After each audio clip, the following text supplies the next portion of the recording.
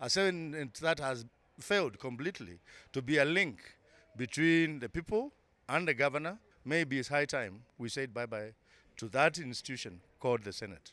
Of declared interest are those who in their hearts are not necessarily demonstrated any gluttony with respect to pillaging of state resources, but have demonstrated a desire for good leadership.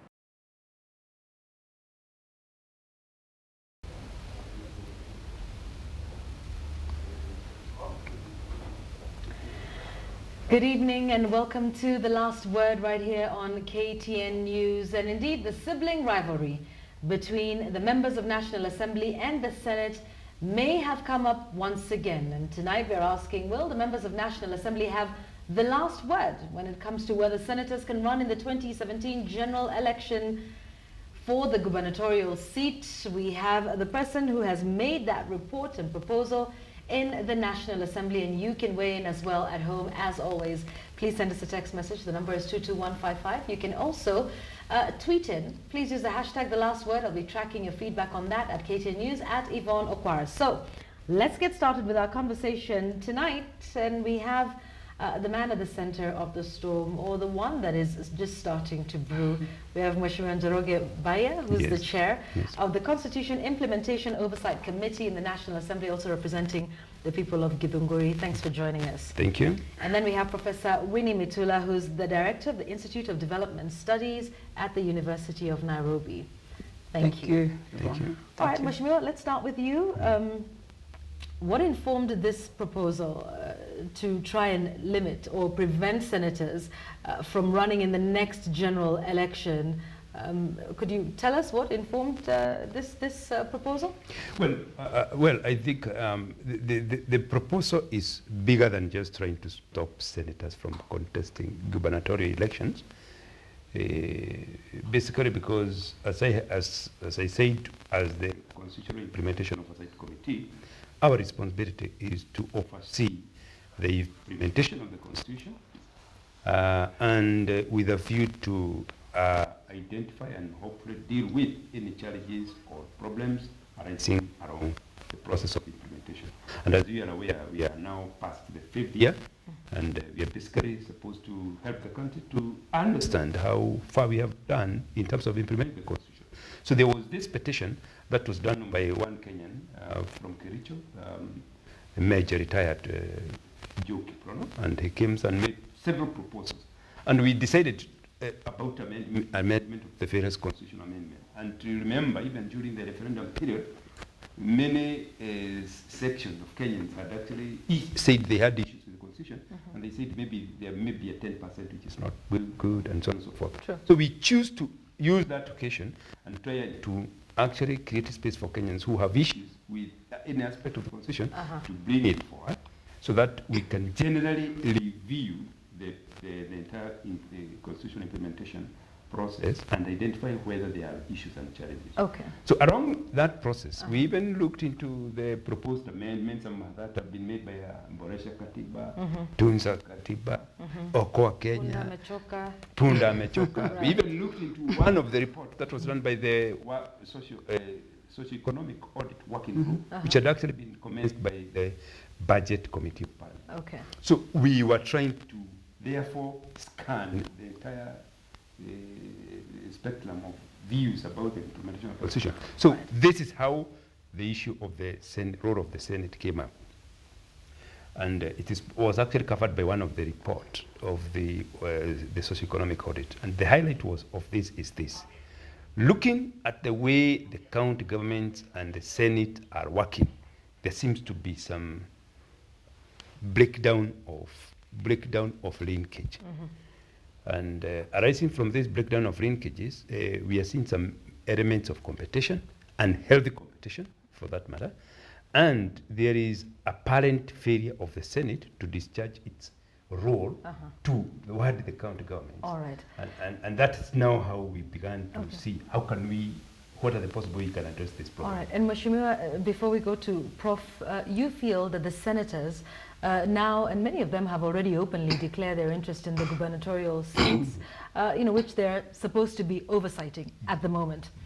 So you feel that if they start to declare their interest in that seat, that they would not be able to play their oversight role effectively? Let me tell you, like now, if it's myself as a candidate, as a membership of parliament, a candidate, if I were to be given my competitor as my oversight person, what is the likely situation? He will underplay the good performance. He will highlight the negatives. Even if they are not there, they'll be invented. That's how an opponent or competitor does. Okay, all right. Prof. So that's how we are seeing when we have so many senators eyeing to take governor's position, we must ask ourselves, is that what we intended the Senate to do? Okay, is that what we intended the Senate to do, Prof? I think not, basically not, but I think the problem is a bit it's quite complex in that if you look at it merely as, senators competing with governors and or eyeing their positions, maybe you miss the point. But if you look at it holistically as a power game, then you start seeing different trends on it and how to manage it. How to manage it becomes a problem, which is critical. But more importantly is the issue of, I think a number of our leadership have not yet institutionalized, or rather, gotten the real platform of the new constitution that we have. Okay. Because you see a lot of competition between people wanting to be implementers vis-a-vis legislators. So we need to address it more from a more holistic approach than just seeing that one person is trying to compete with the other one. Yeah. So I think that, to me, is a platform to look at this issue. Is a problem, yes. We quite agree that there is a lot of tension, and also there is clarity that sometimes the Senate has not come out so clearly and broadly to protect the interest of the counties as was anticipated in the Constitution. And we'll get to, the part about the senators and wanting to run and which are the seats that look lucrative ahead of 2017. But like you rightly say, that's the headline story. But, there's the deeper issues which we're talking about in terms of some of the things that we didn't perhaps see. This is a natural process when making the Constitution. Prof, do you think that so far, since 2013, that both houses, both the Senate and the National Assembly, have been very clear in their role, in the role that they have been mandated under the Constitution? I think they're clear, one, but they are struggling to piece the two distinctly differently, like is put in the Constitution, that you restrict your role to legislation and leave implementation to the implementers. And this, I think, I expected this to be during the earlier years. But the fact that we are turning into 5 years without that being seen, and instead there is an attempt to embed it. Because like when you see, whether it's women's rep or whether it's senators wanting their own fund at the constituency level, you start seeing that these are the challenges if they want to even legislate a wrong thing. People border legislating wrong things. So that then becomes the problem. Okay, some say then that the National Assembly has also frustrated a number of functions of the Senate. Case in point, the money that they were denied recently by the National Assembly in which you sit for oversight. And the senators are saying, but you see, all of this happens at the National Assembly, and we're cut off at the knees, and there's nothing we can do. Would you say that the National Assembly has been supportive of the role of the Senate? There have been times we've seen some serious clashes between the two houses. And within the operationalization of the new system, that was bound to happen because the Constitution has created several bodies and several institutions. All of them, they also are supposed to actually offer not only oversight of the other institution, but also checks and balances. As soon as you are about to overstep the limits of your power, you find another institution coming forward, and it has mandate under the Constitution to do something that check you. So the fact that any institution is being frustrated there by the other, that is therefore expected within the law. So the other thing I would really say is that, like now when you talk about the oversight by the Senate and a special fund, let me say that the function of oversight runs across both houses. And I personally felt that the Senate were misconstruing the instruments of oversight. The way you carry out that oversight, it's not supervision. Make clear distinction. It's not supervision. It is oversight. And there are the institutions that has first line of priority.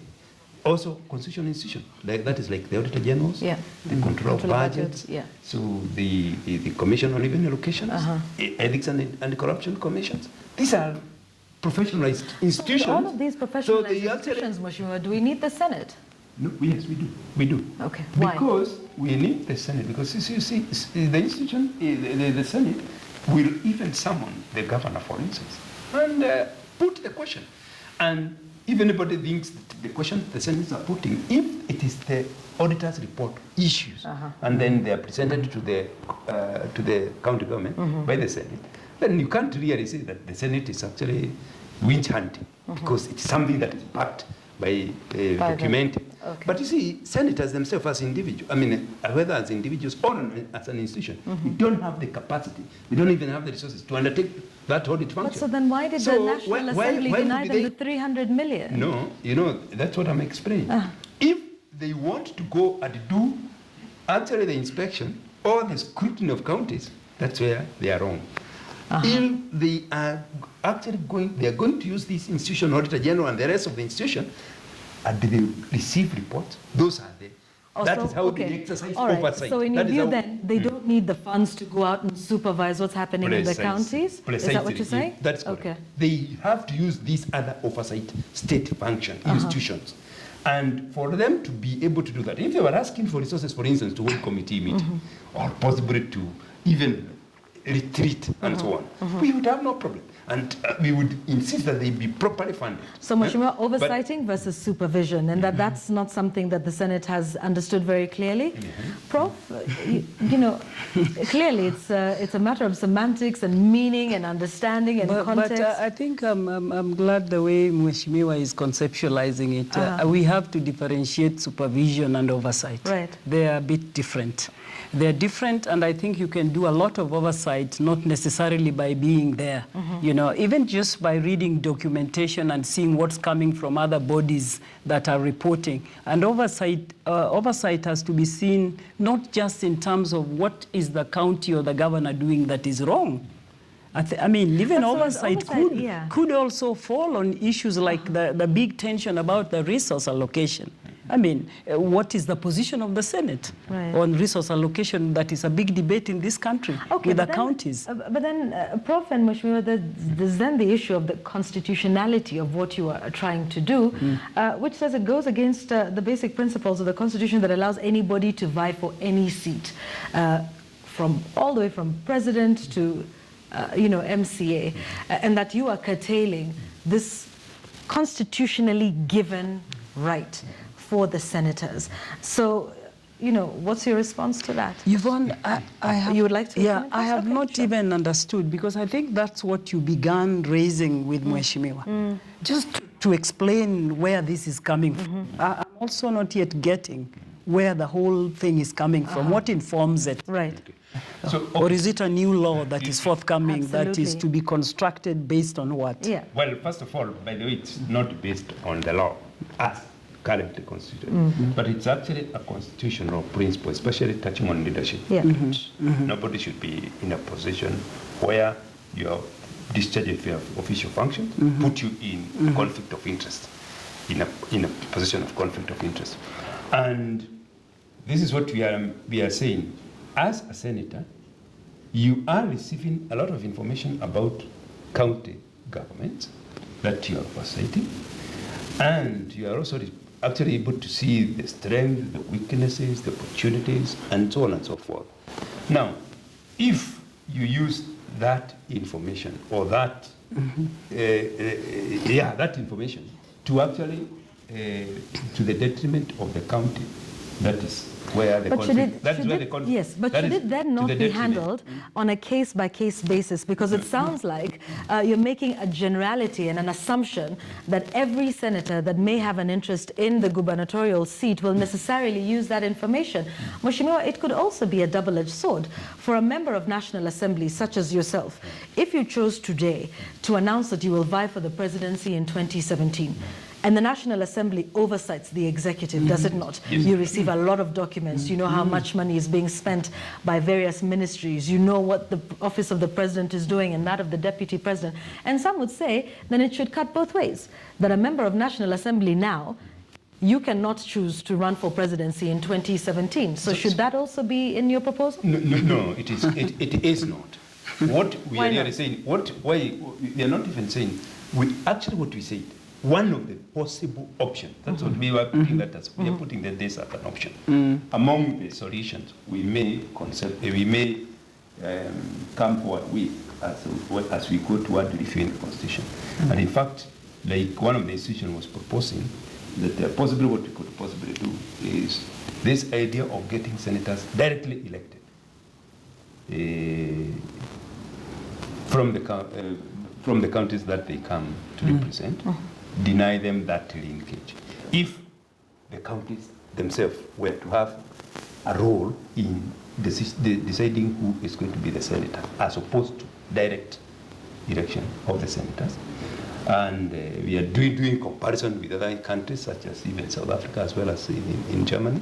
So you find that rather than having them maybe the senators directly elected, they are possibly the counties participate in identifying who will be senators.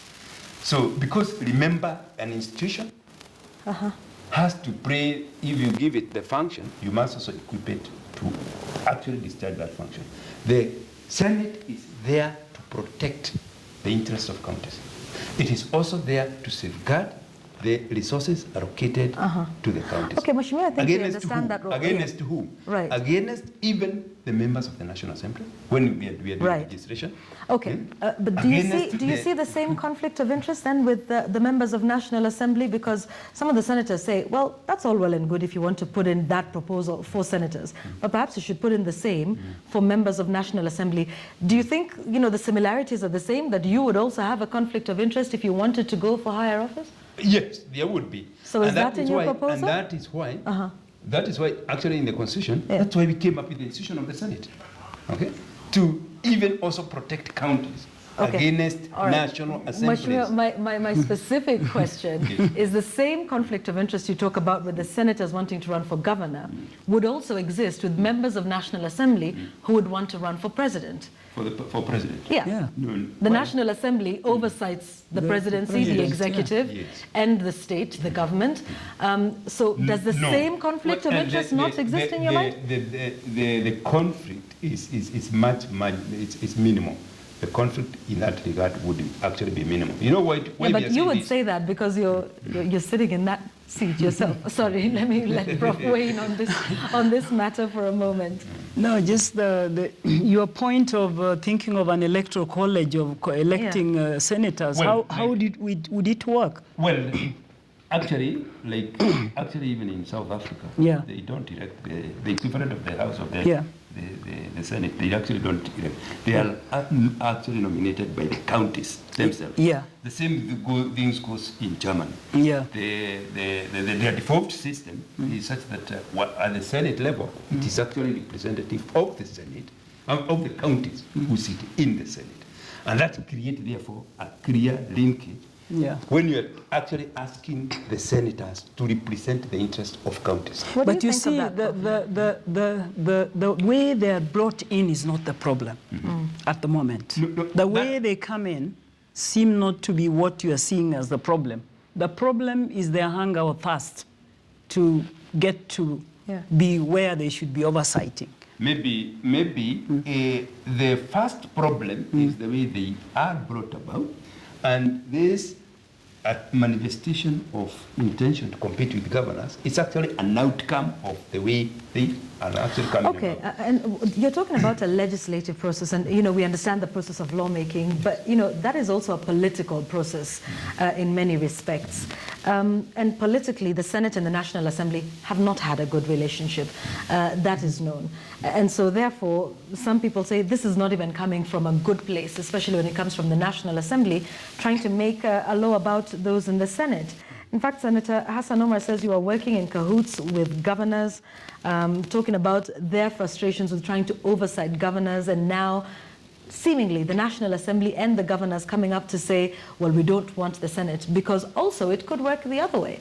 That now the senators do know the weaknesses of the governors and will be able to exploit that politically towards getting their seats.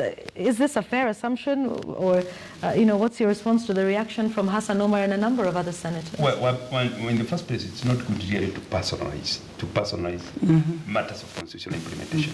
We are thinking about how to strengthen our institution in terms of constitutional implementation. So maybe one person may be just but how will you manage the perception? May be affected in a particular manner. Yeah. But that should not really cause us to fail to address the institutional, the issues of I understand what you're saying, Mheshimiwa. relationship and strengthening of the institution. Talk to us about handling perception, because that is it. And remember, the senators are politicians just like yourselves. So they're going to take a specific message to their counties and say 1, 2, 3 about the National Assembly, and water down, at least in the perception of the people you represent, that Baiya just doesn't want us to run. Baiya knows that there's been misappropriation of funds at the counties. He doesn't want us to expose that. He doesn't want us to run. I mean, just talk to us about the politics of how you're going to handle this proposal going forward. It is a political process. Let me say this. It was absolutely clear that even the whole process of implementing the Constitution itself is political, and it raises we have just come from the debates about the two-third gender rules and so on and so forth. Right. The fact that issues are controversial does not mean that we shy away from bringing them forward or highlighting them.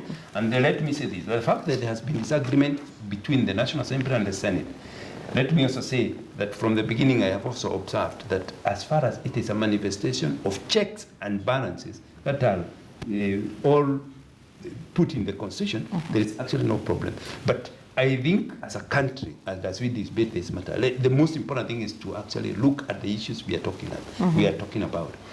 The Senate, if somebody want to interpret that we are doing this out of ill motive, or maybe that we are at the service of governance, which is far from the truth, because as a committee, we never even had a discussion with the Council of Governors. We had actually asked them to come before us, but they were not able really to come. We only dealt with their written the written documentation. Okay. All right. So, and we remember, when it comes to the aspect of devolved government, it's a very key, principal element within the Constitution. Of this Constitution, yes. And getting the devolved systems to work and work effectively is what we, in this regard, we should be thinking about. Okay, all right, Mheshimiwa, let's let Prof. Wayne.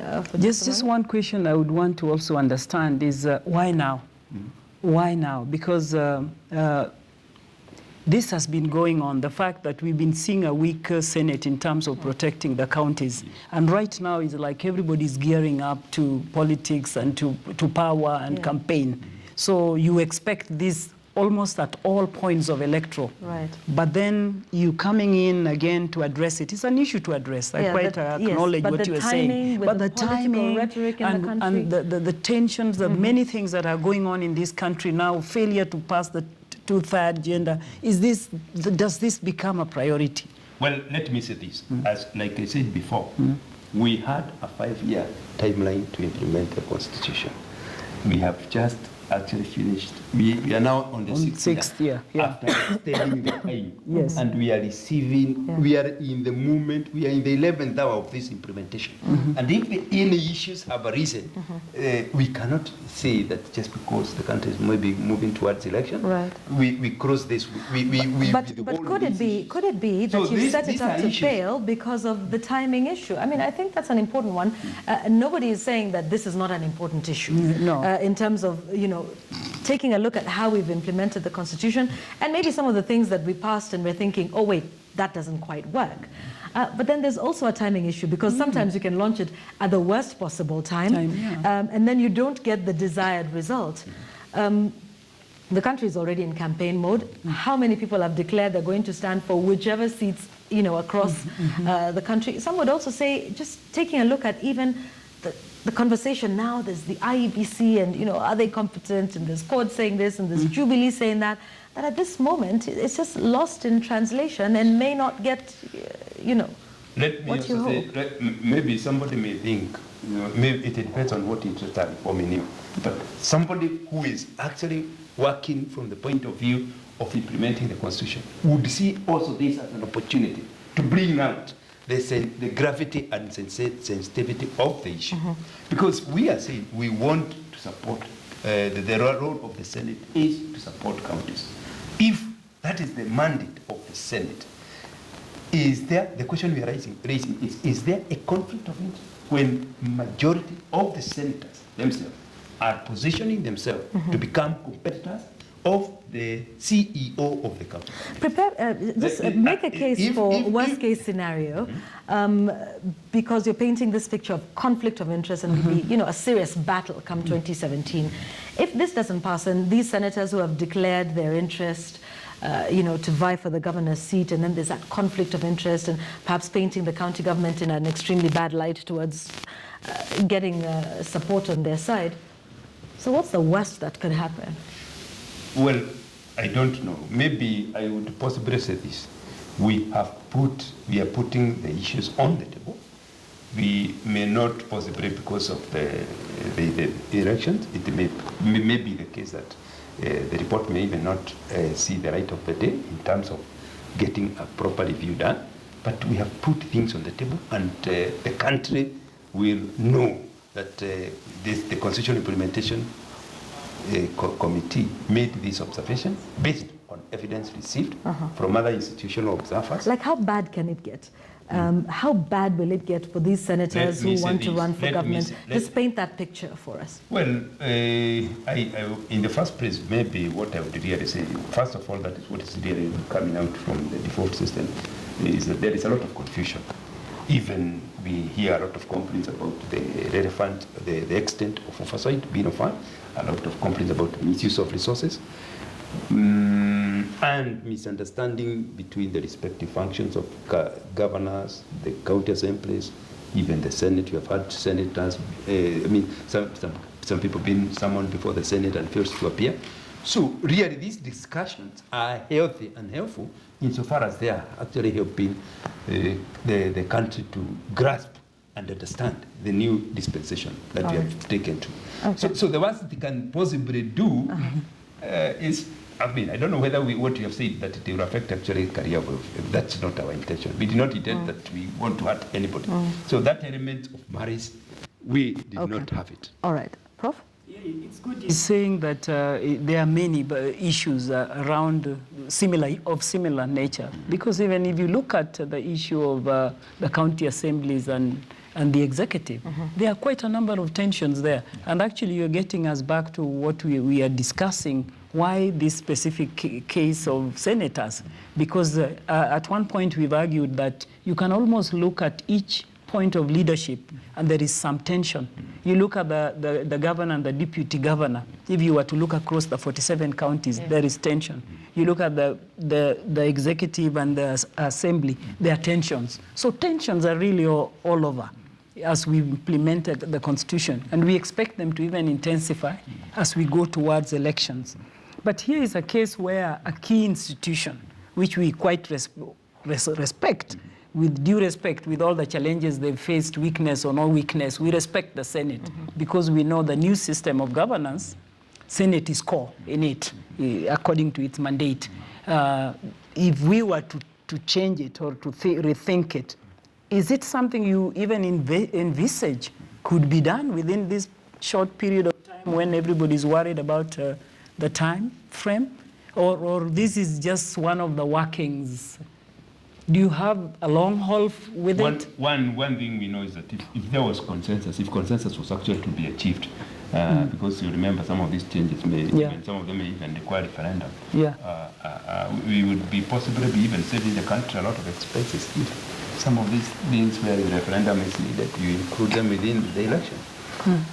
So it is possible. But if it's felt that it's a controversial measure and it does not meet the threshold of approval, then it will remain one of the issues. Whether when we have highlighted, it means. Have you because we know that there is this requirement for engagement of stakeholders, and this is a very edgy one and tricky. Are you planning to engage stakeholders in this, or so far have you begun, or is just a long shot from Parliament? What we have done, we have only dealt with it was a petition. We have only dealt with that. You are dealing with. Yes, but you mentioned, Mheshimiwa, that you had invited the Council of Governors, but they were not able to come. Did you extend an invitation to the Senate? No.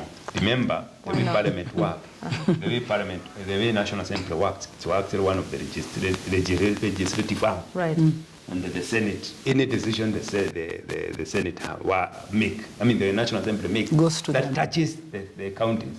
It will go to the Senate. It will go to the Senate. So this is one of those that will go to the Senate. Let's just hear. Do you expect the Senate to be able to pass this one when you're talking about, limiting their careers for 2017? Well, you see, if one consult their own personal interests, they may actually not even see that. But remember, they are actually meant to safeguard the interest of counties. The Senate are supposed to safeguard the interests of counties. So among the options that may possibly actually be discussed about what to do, so they'll also be, they are not going to be. To be fair, Mheshimiwa, and we want to go into a commercial break, if you try to pass a law that will limit my ambitions in an election, and then that law comes to me, and human nature. And can legal framework hold, ambition? Ambition, yeah. So a framework legalizing that is ambition? legal. Can it hold an ambition? Well, actually, in appropriate cases, yes, even the Constitution recognizes that rights can be limited to the extent that there is clarity on why there is another public interest or there is an overriding interest to warrant that limitations of right, provided that is also made clear. Okay. So we are calling for a redesign, redesigning Senate. Reviewing the design of the Senate as currently constituted. Yes, that's what we are really saying. All right, okay. You're watching The Last Word. We're here with Mheshimiwa Baiya as well as Professor Mitula. We're talking about this proposal to bar senators from participating in the next general election to vie for gubernatorial seats, talking about the possible conflict of interest that would arise from there. You're watching The Last Word. We're going to be talking about the battle ahead. What will this take? Is this a referendum process? And if it ever made its way into the Senate, whether that would see the light of day. We will be right back after these short messages.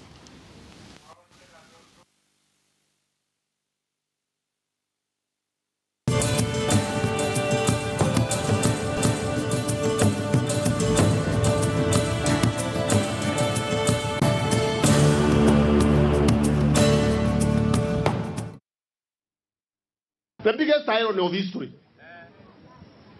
that your protector is your biggest enemy.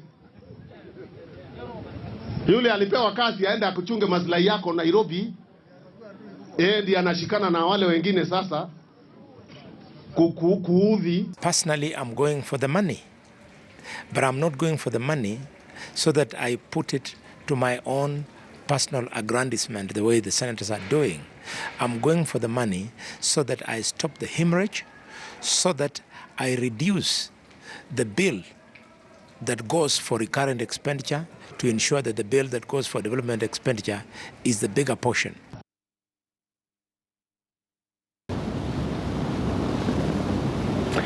All right, that's governors versus senators there in what could turn out to be an epic battle or not, depending on which way this proposal goes in the National Assembly and thereafter. You're watching The Last Word. Thank you for staying with us. Welcome back. My guest, Professor Winnie Mitula and Mheshimiwa Baiya, are still with us this evening. I'd like us to go back to the issue of the conflict of interest, because we had talked about the same thing, Mheshimiwa, and I do not feel you adequately answered the question, because members of National Assembly still covet.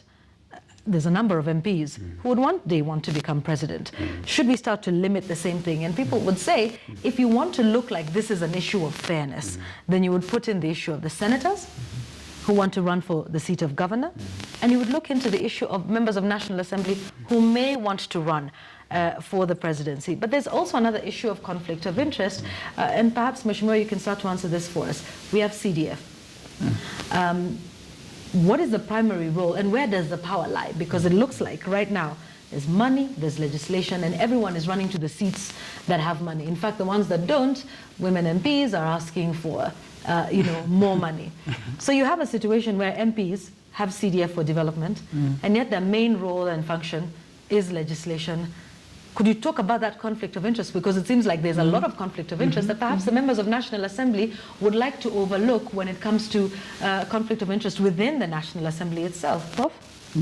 Yeah, I think really that's why we began by saying that this is not, it's like a long haul, single shot, yet there are many issues. If you look at members of parliament, the strong, long fight of CDF, which is still being remolded in different forms, is still an issue of conflict, because we know that with devolution, everything has to be down with the counties. Right.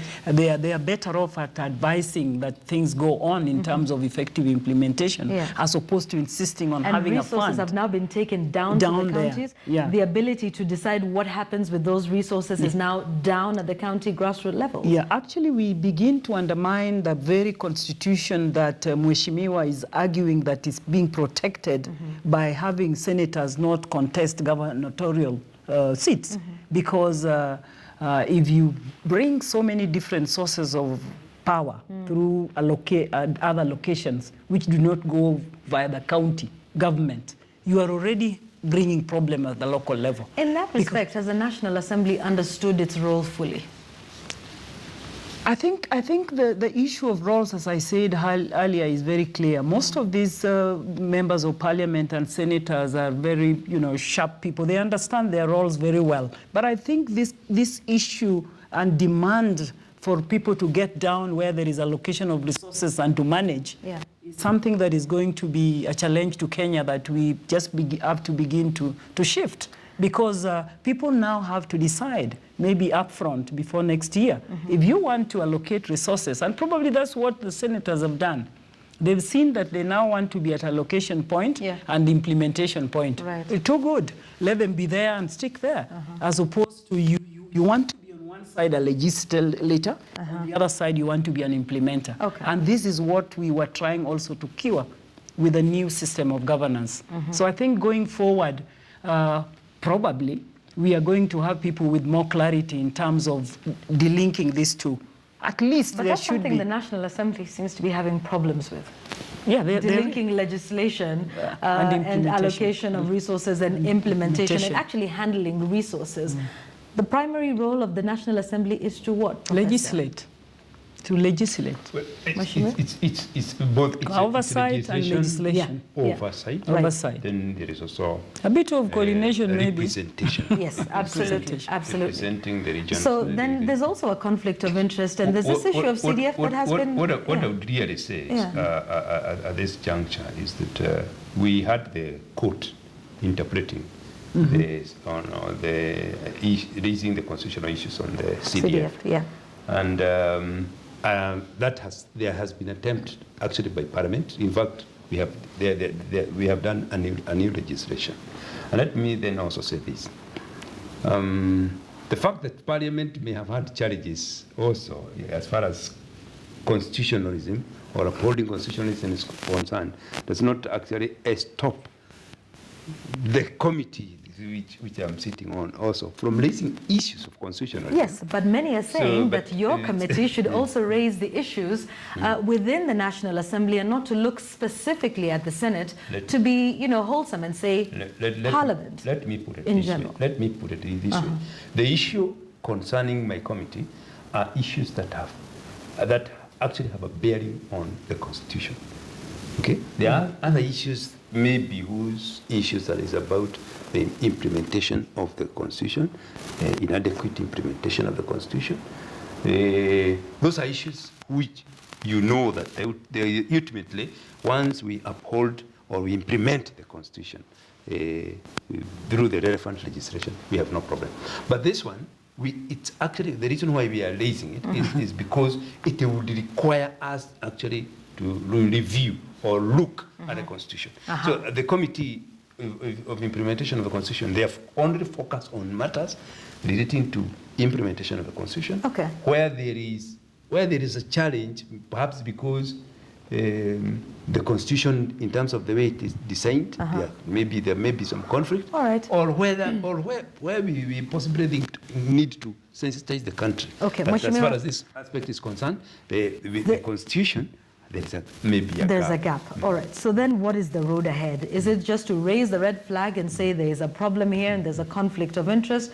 Or do you intend to go the whole hog with this one? And do you think the country and the electorate are in the right frame of mind now to listen to perhaps, what might be some serious questions that you are raising with gaps in the Constitution, with how it's implemented, or with mistakes that may have been made? When we pass the Constitution, is the country in the right frame of mind? Well, one, we are not. First of all, when we are existing as an institution, we had given ourselves a time frame of implementing this Constitution, and we have also even as we were implementing it, some people have had taken possession. We have aspects of the Constitution that needed really to be looked into. So this report, as I said, it is being made toward the final leg of implementing the Constitution. So any issue that we think need to be looked or even reviewed. These are the matters that we are raising. Absolutely. And this is not the only issue. And this is not the only issue. It is not the only issue. It's not the only issue. But we will be taking a look at reviewing and amending the Constitution. Yes. And that requires two-thirds. It will require not only two-thirds. Yes. It will also require even the participation of all the stakeholders. Right. Yes. And sometimes the electorate as part of it. Yes? Yes, and even possibly even a design of mechanism, like we even did the last time, because some of these things, when they are controversial, when they are controversial because they entail tampering with vested interest, they may require institutional capacity to help the country and cut through them. Okay. So we are not really there for saying that this must be dealt with within specific time frame. But all we are really saying, going forward, the country can expect if we expected normalcy in terms of institutional function between the county and the Senate, we have identified this as a problem, and we are going to be. Some of the symptoms, we'll be seeing them, and we want the country also to understand those symptoms. So it sounds like it's more of raising the red flag, rather than going the whole way with making this change. Prof? I'm just wondering about, don't you also see CDF, which has been contentious from when we began, from the word go, when this parliament began, as also a constitutional issue? Why it is, first of all, CDF is not in the Constitution. It's actually not in the Constitution. No, it is not in the Constitution, but so what you are trying to do, even what has been done by the intervention by the court was basically interpretation of the current Constitution, and it did not require any amendment or. So what we really, even the court was dealing with is this. Because of specific constitutional provisions, specific constitutional principles, this act in this, it has violated this constitutional principle in a particular manner. So it even gives Parliament an opportunity to review and make amendment so that it can ensure that the law is. It doesn't undermine some provisions like the devolution elements of the Constitution? The CDF? And devolution of resources? So you can really see, when the principle of devolution that was being violated by the CDF is when the CDF, at the constituency level, some of the functions which have been assigned to counties. Are now being done by, them being funded. Good, so doesn't that, good, great. So I think to answer Prof's question then, in that respect, does CDF not undermine elements of the Constitution, which is in terms of functions and funds, which have been clearly outlined in the Constitution as to how that happens, how the money is divided between the national and the county government. Once it gets to the county government, this is what it's going to be responsible for. Funds following function. And then you come in with CDF, that starts to temper with what's happening with the functions and the funds that have been provided for that at that point. I'm entirely in agreement with you that where there is any non-compliance with the Constitution, it should not be spared, and whether it is being done by the Senate or by the National Assembly. That's basically what I'm saying. Okay. But what I'm only saying is that as CIOC, we will look at the problem of CDF to see whether there is any provision of the Constitution which need to be amended, for instance, to handle that problem. And as far as the role of the CDF was concerned, this was actually an act of parliament. So if there was any violation, it is actually, the solution is an act of parliament. Either amend it or repeal it. Okay. But you won't need to do. But now what we are saying is why we are raising this issue of the relationship between the Senate and the county government is because it touches on the certain provisions of the Constitution, the way the Senate has actually been created. Okay. Prof, take us down the road that we expect with this one. So we're talking about amending the Constitution when we start to say we're starting to allow certain people to run and not to run. And he's talking about a lot of the elements that have been brought up by Punda Mechoka. There's so many, Boresha Katiba. So we're going down a referendum, essentially. I don't think this would call for a referendum. Not necessarily. What it is, you really look at the amendment to the Constitution. The Constitution is also, again, very clear on this. There are certain amendments that will require Parliament. So explain to the Kenyans that road that they're expected to go down. There are some that are fundamental and would require referendum.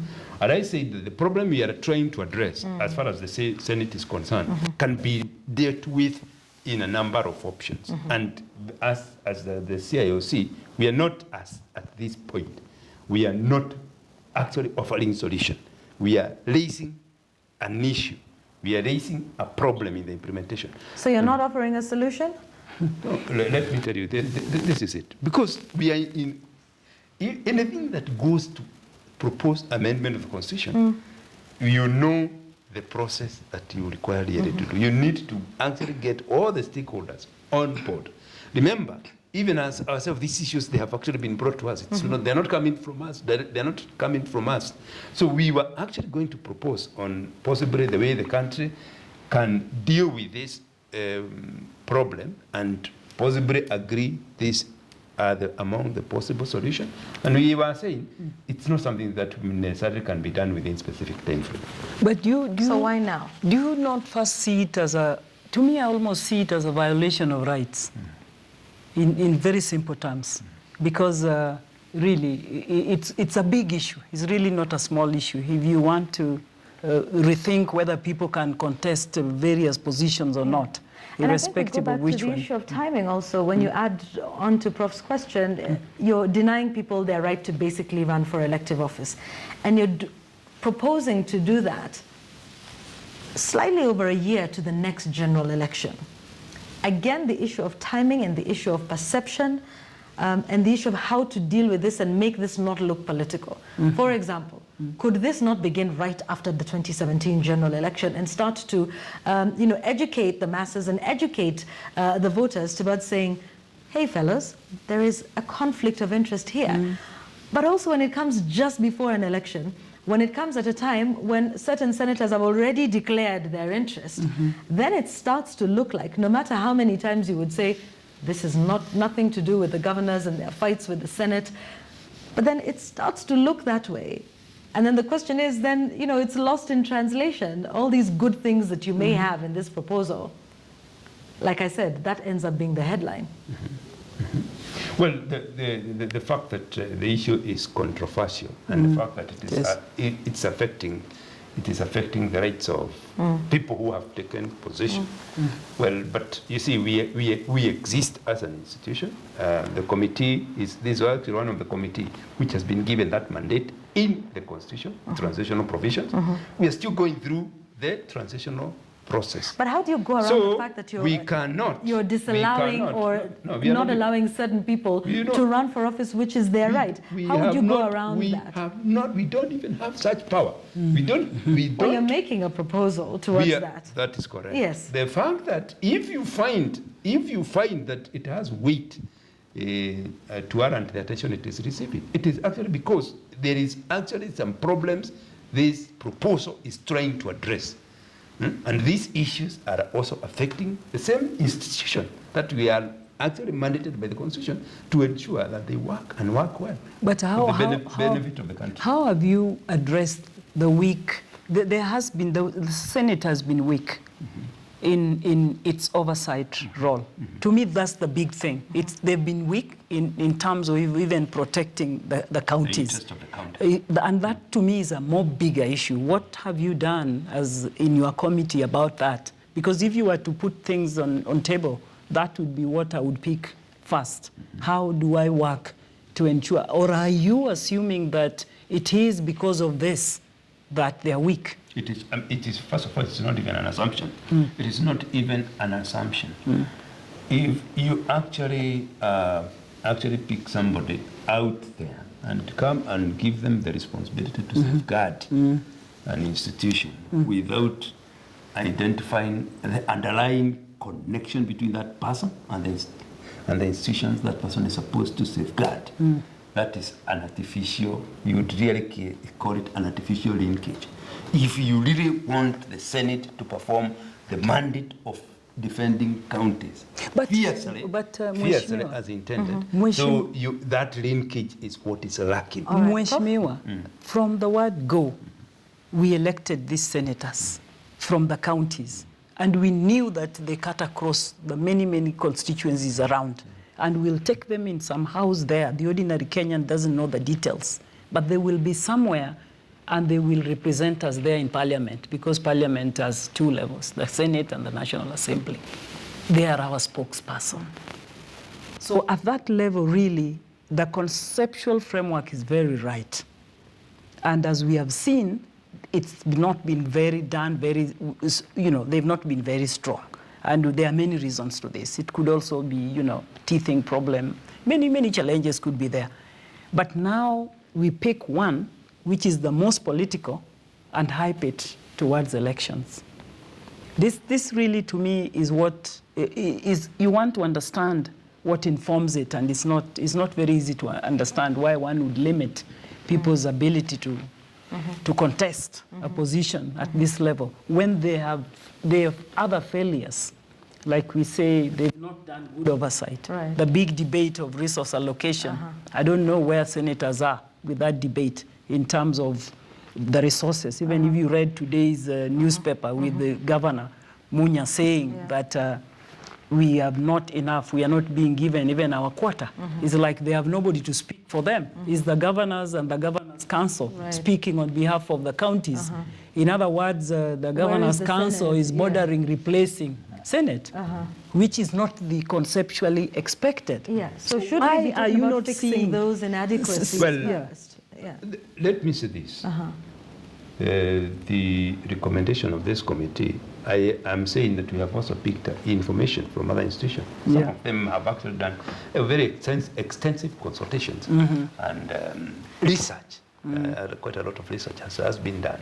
So these issues are not being highlighted in an arbitrary manner, so to speak. And let it be clear that the committee actually base its report on the evidence presented before it. So all these challenges and weaknesses we are seeing at the Senate, the core source of that weakness is the design of the Senate. It is at the design of the Senate.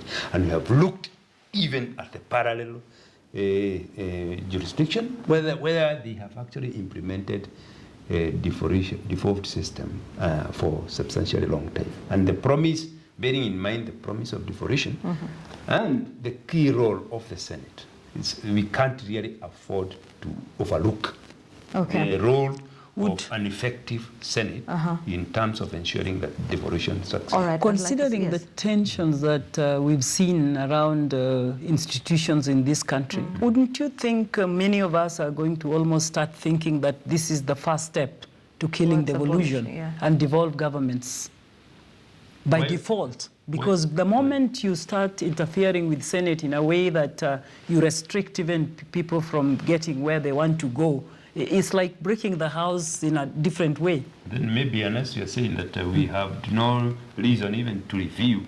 No, you should review. Because you should review. The bottom line is this. Implementation of the Constitution is actually part of you are assigned. Yeah, sure. That we agree. We agree. And even as we set off from passing and implementing this new constitution, we knew there would be challenges and problems along the way.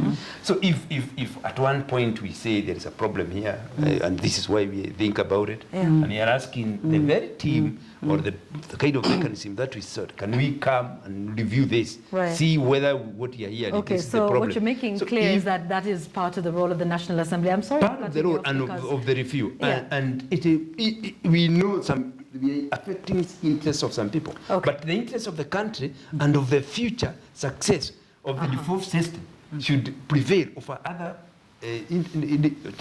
short-term interests. Okay, Prof, that sounds like a very good mark to conclude our discussion. No, So, I Prof, quite agree with Mheshimiwa that the interest of the public prevails, and that is a good thing. And for me, really, what I'm saying is that there are a number of issues that we need to look at more holistically than taking pins.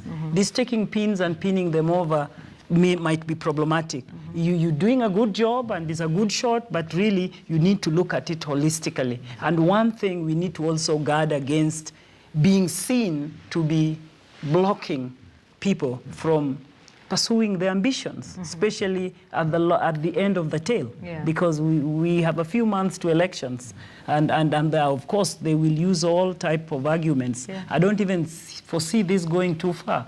You could take it to court and it might not just succeed. Yes, because it's their right. If you want to contest a seat in this country, you should. Of course, later on when you put your laws in place and the law says this, then of course they will be held back by the legal provision.